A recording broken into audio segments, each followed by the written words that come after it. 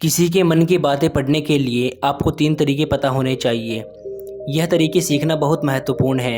इन तरीकों को सीखकर आप आसानी से समझ सकते हैं कि कोई कैसा सोच रहा है।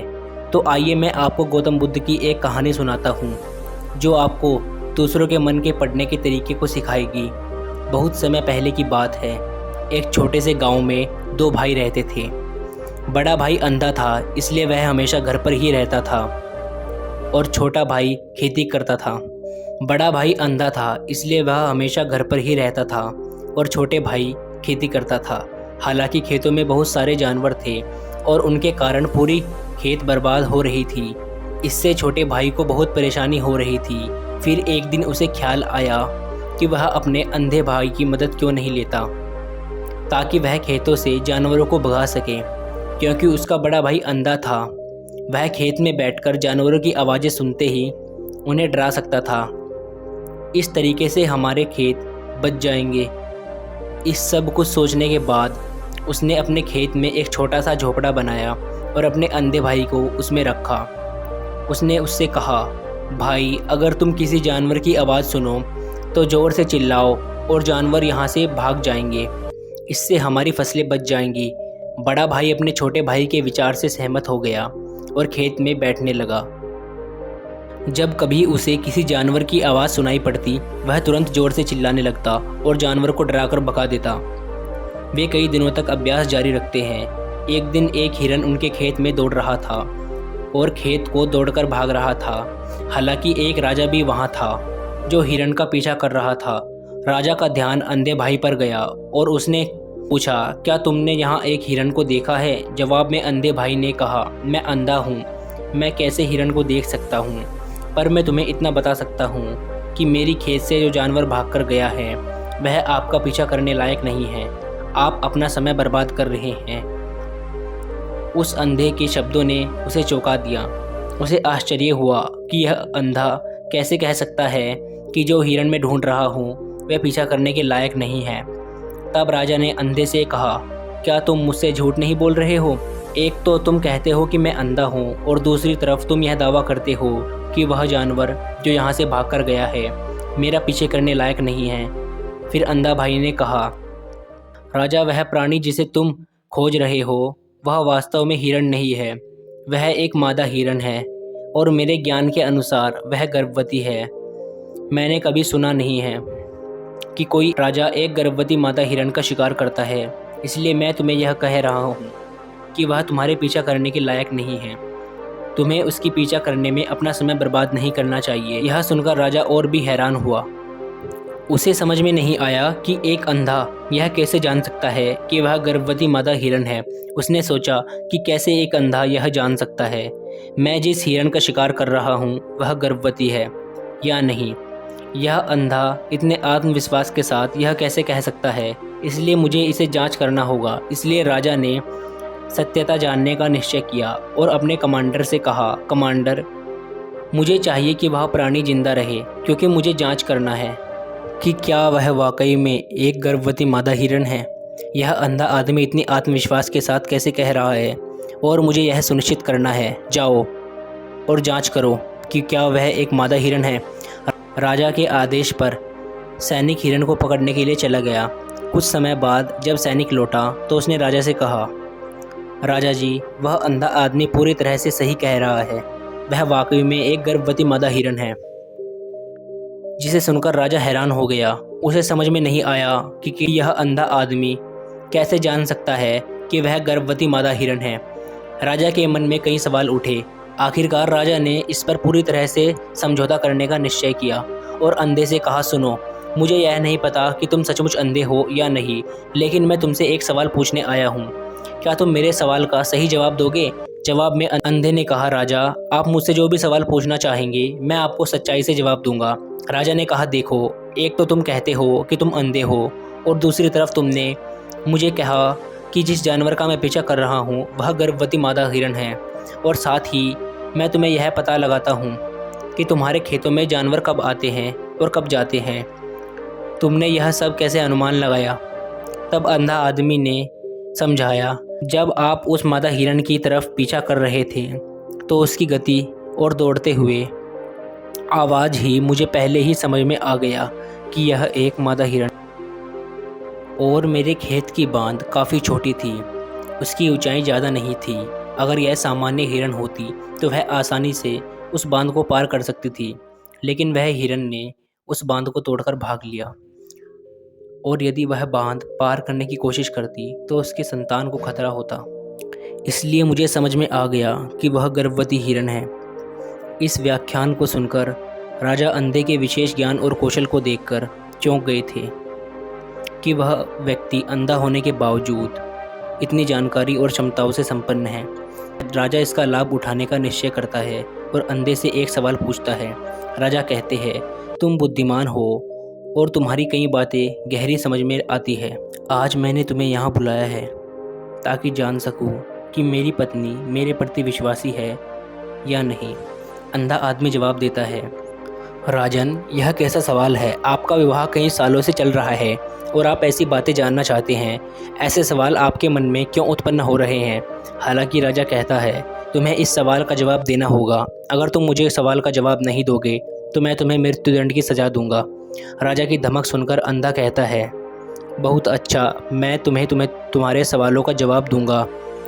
राजन, अगर तुम इस सवाल का जवाब चाहते हो तो तुम्हें मेरी एक सेवा करनी होगी। राजा पूछता है, क्या सेवा? मुझे बताओ, मुझे क्या करना होगा? व्यक्ति जवाब देता है, उसके लिए तुम्हें अपनी पत्नी को मेरे साथ कमरे में अकेले छोड़ देना होगा। यह सुनते ही राजा पहले तो गुस्सा होता है, लेकिन कुछ समय सोचने के बाद वह उस व्यक्ति की बात मानता है और अपनी पत्नी को उसके साथ कमरे में भेजने का आदेश देता है। सैनिक आदेश का पालन करते हैं और अंधे आदमी और रानी को एक कमरे में अकेला छोड़ देता है। उस समय अंधा अपनी बात कहते हैं, मुझे तुम्हें छूना है। यह सुनते ही रानी बहुत गुस्सा हो जाती है और अंधे को पीटने लगती है, कभी हाथों से तो कभी पैरों से और कभी पूरी ताकत से वह उसे बेहद बेरहमी से पीटती है। बाद में किसी तरह अंधा अपनी जान बचा लेता है और राजा के पास जाता है। उसने राजा से कहा, राजन, आपकी पत्नी विश्वासु नहीं है।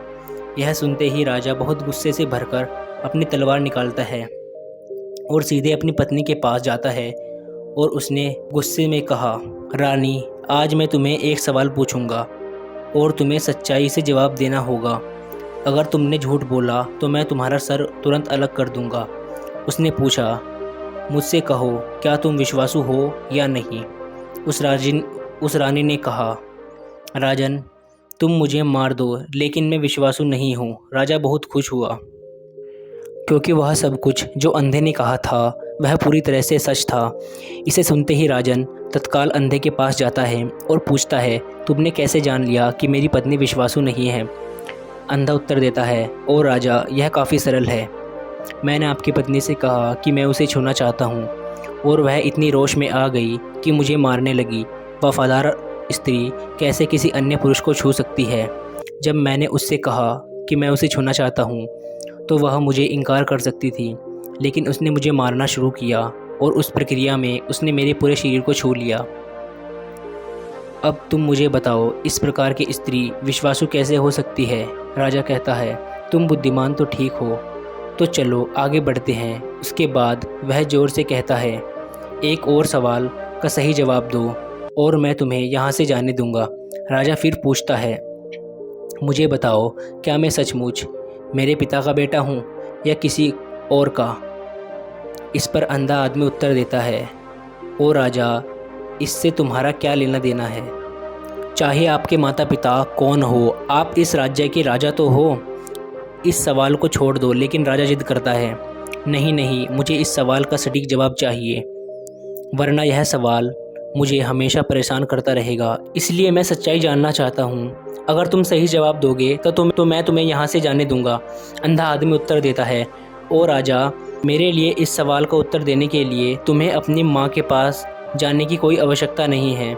मैं अभी बता सकता हूँ कि तुम किसके बच्चे हो, लेकिन उससे पहले मैं चाहता हूँ कि तुम मुझसे वादा करो कि तुम मुझे गुस्सा नहीं करोगे। राजा कहता है, हाँ, मैं वादा करता हूँ कि मैं तुम पे गुस्सा नहीं करूँगा। फिर आदमी जवाब देता है, सचमुच अपने पिता के बच्चे हो लेकिन तुम एक कंजूस व्यापारी की छाया में भी हो। यह सुनते ही राजा बहुत खुश हो जाता है और तत्काल अपनी माँ के पास जाता है। उससे कहता है, माँ मुझे सच बताओ, क्या मैं सचमुच अपने पिता का बच्चा हूँ या किसी अन्य का?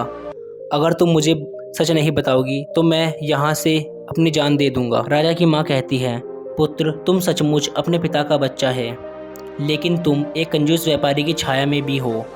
एक दिन जब मैं नहाकर बाहर आ रही थी तो मैंने एक कंजूस व्यापारी की छाया तुम पर पड़ती देखी। अंधे के पास लौटता है, उससे पूछता है कि तुमने कैसे जान लिया कि मेरे ऊपर कंजूस व्यापारी की छाया थी।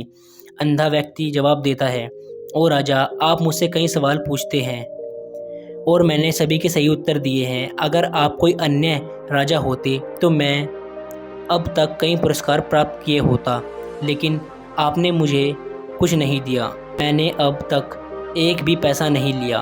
इसी से मैंने अनुमान लगाया कि आप बहुत कंजूस हैं। यह सुनकर राजा हंसते हुए कहता है, जो भी तुम मांगो मैं तुम्हें ज़रूर दूंगा, लेकिन मुझे बताओ तुम कैसे जान लेते हो क्या सही है और क्या गलत, और तुम इतने सटीक जवाब कैसे दे सकते हो?